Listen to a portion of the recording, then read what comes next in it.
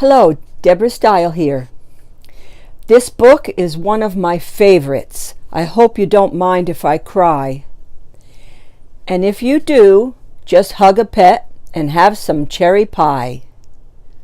Book number 9, Cherry Pie and a Dog. Cherry Pie and a Dog. Today had been special and we were supposed to celebrate. But after hearing this family's troubles, we didn't feel so great. The Buds had planned to get us pizza on the boardwalk and ice cream for dessert.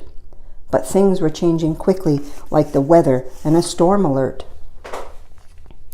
We headed for the Buds' camper that we were staying in on this visit. But Ren and Rennie were barking wildly. We leaned over and asked, "What is it?" You could hardly see in front of yourself with the pouring down rain, and the wind was blowing so hard it sounded like a whistling train. Ren and Rennie had a scent and led us to an old garage. Huddled inside was the family. They used it as their lodge. We must have surprised them by the look on their faces. The place was cold and dingy. They were sitting on wooden cases. The dog shook off the water, giving everyone a bath. But it broke the silence and made us all laugh. Mr. Bud explained that we had seen them earlier on the beach, while Rennie rushed over to sit by the girl and lifted her paw to greet. "This is Rennie," I said.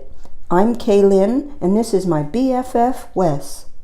She looked at us and smiled, then replied, "Hi, my name is Jess."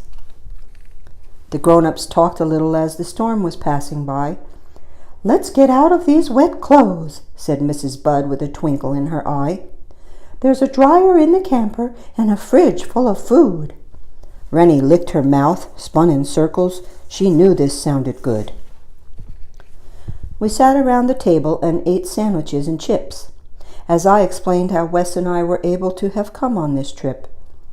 Jess's dad said how proud we must be to have raised money for such a good cause. Then he looked around at his family, and there was a long pause.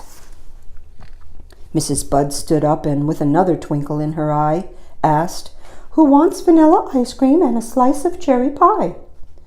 As we finished dessert, we realized that it was getting late, but the grown-ups had been talking more and had a plan that sounded great.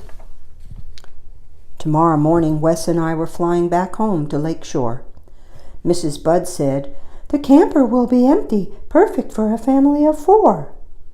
We looked a little puzzled as we counted this new family of 3. But Rennie, who never left Jess's side, was number 4. It was plain to see. Jess hugged Rennie tight as tears ran down her face. "I lost more than my home in the hurricane. I lost my dog, Chase." So now we know why Rennie is trying to make Jess glad. A dog can sense one's feelings, especially if they're sad. Their love is unconditional. They give us sloppy but gentle licks. And all they ever ask of us is to throw a ball, a frisbee, or a stick. We got up early the next morning to take one last walk on the beach.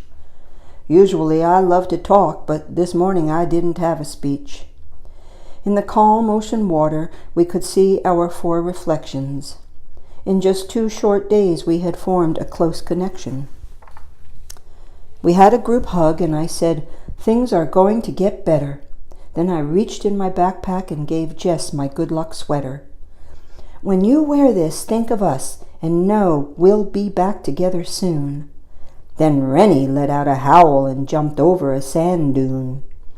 She was chasing a clean seagull as it let out a big squawk. Jess said, "I bet it wants to thank you both, if only it could talk." To be continued. Thanks for listening. Please subscribe and join me tomorrow for Book 10.